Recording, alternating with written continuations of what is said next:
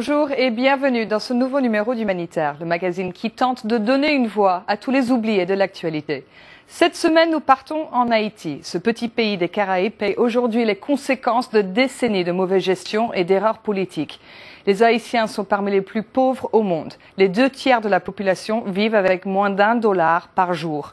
Le pays est dépendant des importations, son agriculture est en ruine. Avec la hausse des prix des denrées et des carburants, les aliments les plus simples, comme le lait, les haricots ou les fruits, sont maintenant devenus inabordables. En avril dernier, désespéré, le peuple est descendu dans la rue pour crier sa colère et les grandes organisations humanitaires ont déclaré l'état d'urgence.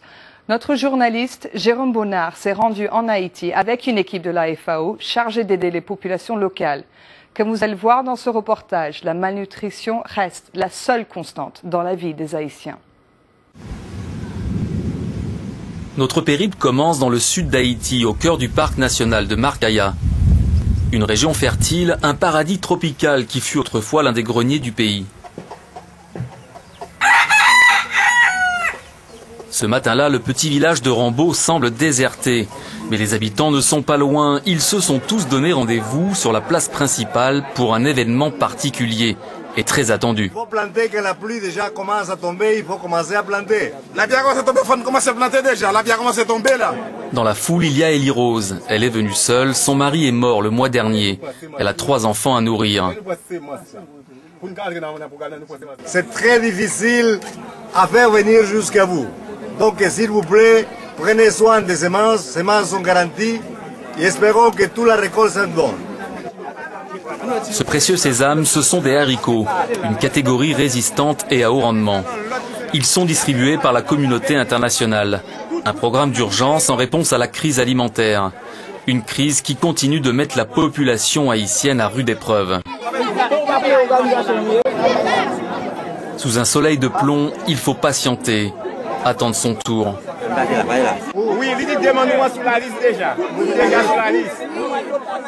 Et bien s'assurer d'être recensé. Aujourd'hui, Élie Rose aura droit à 5 doses de semences. Et pas un grain de plus.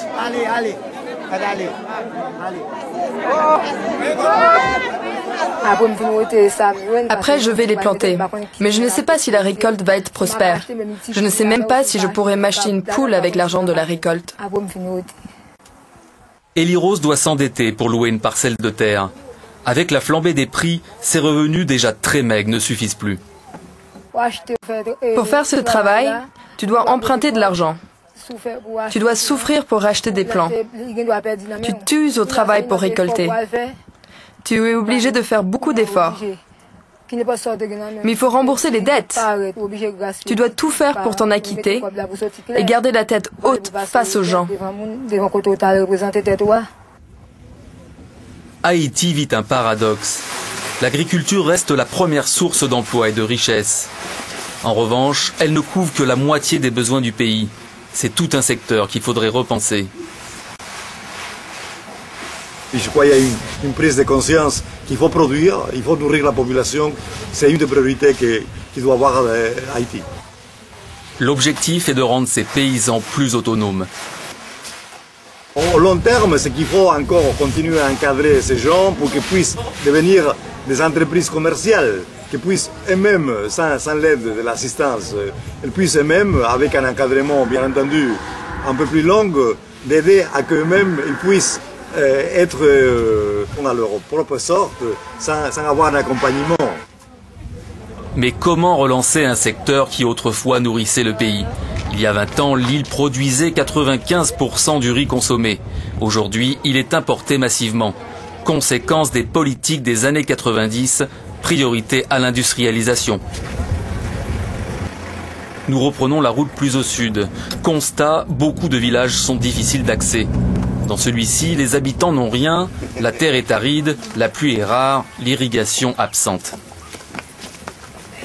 Ce sont des zones très sèches, comme vous pouvez constater. Le sol, c'est très pierreuse. Ça veut dire que ça ne permet pas aux gens de cultiver grand-chose vraiment. D'autant plus qu'il n'y a pas de l'eau. Ces femmes marchent plus de 2 heures chaque jour pour amener de l'eau. Cette citerne, une fois terminée, pourra récupérer l'eau de pluie. Mais une fois encore, C'est l'aide extérieure qui finance ce genre de projet. L'État est absent, ces villageois sont laissés pour compte. J'attends qu'on arrive à un plan de développement pour ces gens, qu'il y ait un programme, qu'on suit quelque chose à long terme, sur le long terme, pour améliorer la misère des gens. Mais comme ça, sur 3 mois, 18 mois, après, la misère revient et cela devient encore pire pour les gens. Cette année, la pluie tarde à venir. Les villageois devront encore marcher avant qu'elle ne tombe enfin du ciel. Mais il y a aussi les citadins. Nous nous rendons au Caille, la 3e ville du pays. C'est ici que les émeutes de la faim ont commencé en avril dernier. Quelques mois plus tard, la crise est loin d'être passée. Regardez, c'est comme ça qu'ils sont obligés de travailler, de vendre leurs marchandises à même le sol. Les dirigeants nous magouillent, ils nous oppressent. Chaque jour le riz augmente, chaque jour les haricots augmentent, chaque jour tout augmente.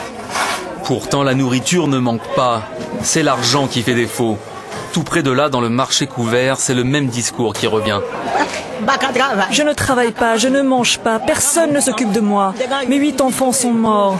Regardez ce que je vends, quelques bouteilles. Hier soir j'ai dormi sans manger, je n'ai personne pour me nourrir, ma maison est détruite. Les gens n'ont pas d'argent, je ne vends rien hélas. J'ai faim et je ne mange pas. Je me sens faible, je n'ai plus de force, je me sens anéanti. Les émeutes couvaient depuis un certain temps. La flambée des prix, une goutte d'eau qui a fait déborder le vase. Car le malaise est bien plus profond. Chômage, instabilité politique, administration en panne, un cocktail suffisant pour entretenir ce climat de révolte. Actuellement, c'est calme. Mais attention, s'il n'y a pas de baisse des prix, pas plus de travail, pas d'agriculture meilleure, de l'éducation, alors ça risque d'exploser à tout moment. En Haïti, près de la moitié de la population ne reçoit pas d'alimentation adéquate au quotidien. Aujourd'hui, un quart des enfants vivant en zone rurale sont victimes de malnutrition chronique. Dans cet hôpital des Cailles, voici le seul centre du pays qui leur est dédié. Financé par une ONG suisse, il ne peut pas accueillir plus de 20 enfants. Durée du séjour, 1 mois en moyenne. Les traitements sont adaptés pour chaque type de malnutrition, modérée ou sévère. Myrlande est la responsable de l'unité. Elle consacre tout son temps pour les accompagner. Plus qu'un métier, une vocation. Cette petite fille a été sauvée de justesse. Elle est arrivée il y a une vingtaine de jours. Cet enfant a une crise de malnutrition très sévère. Sa peau était desquamée totalement. On l'a dû transfuser parce qu'elle présente une hémorragie. Et maintenant, malgré tout ce qu'on a fait, jusqu'à maintenant, elle n'a pas encore établi. Mais comme souvent dans les campagnes, sa mère n'a pas pu lui donner l'attention nécessaire. Je n'ai pas le temps pour elle. Je l'ai laissée à quelqu'un qui ne la nourrissait pas correctement. Lorsqu'il lui préparait à manger, c'était tard. Quand je rentrais des champs, c'était aussi trop tard. La petite dormait sans manger et le lendemain, c'était pareil. Ainsi, pour Myrlande, lutter contre ce fléau, c'est pouvoir agir dans la continuité. C'est pouvoir éduquer ces gens sur le terrain. On essaie d'aider ses parents sur le point d'hygiène, vous voyez, avec des paroles. Mais aussi, il nous faut des actions. Si on parle à la mère de donner de l'eau traitée à l'enfant, pendant qu'elle est ici, on leur donne de l'eau traitée, mais arrivé à la campagne, elle ne trouve pas de l'eau traitée. Cela veut dire que si on fait ça ici, on devrait aller retrouver les gens aussi à la campagne. La campagne haïtienne, un environnement paradisiaque, en apparence seulement. C'est en fait 90% d'une population touchée par la précarité. Et nous l'avons vu, une situation sanitaire et nutritionnelle préoccupante.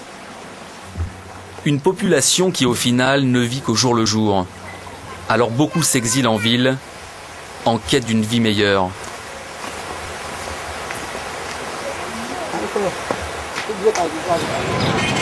Cité Soleil, dans la capitale à Port-au-Prince.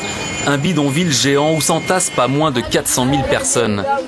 Les plus chanceux vivent dans une baraque en béton, Les autres, une tôle ondulée comme seul toit.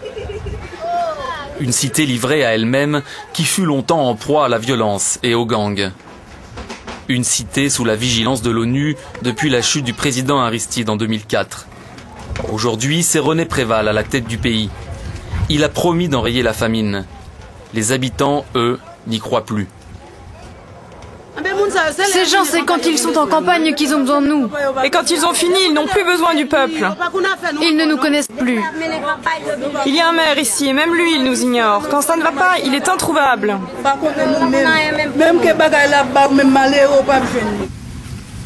Les organisations humanitaires et agricoles accusent. Pour elles, la communauté internationale est responsable du dérèglement des prix. Reste que la population haïtienne est de plus en plus vulnérable. Palliative, l'aide humanitaire n'est pas une solution suffisante. Il y a urgence, mais le pays ne pourra pas s'en sortir sans aussi repenser sa politique localement. Voilà, c'est tout pour ce numéro d'Humanitaire. Merci de nous avoir regardés. On se retrouve la prochaine fois pour un nouveau reportage. D'ici là, n'oubliez pas que vous pouvez nous retrouver ainsi que nos éditions passées sur le site web france24.com. Cliquez sur le lien reportage. Au revoir et à très bientôt sur France 24.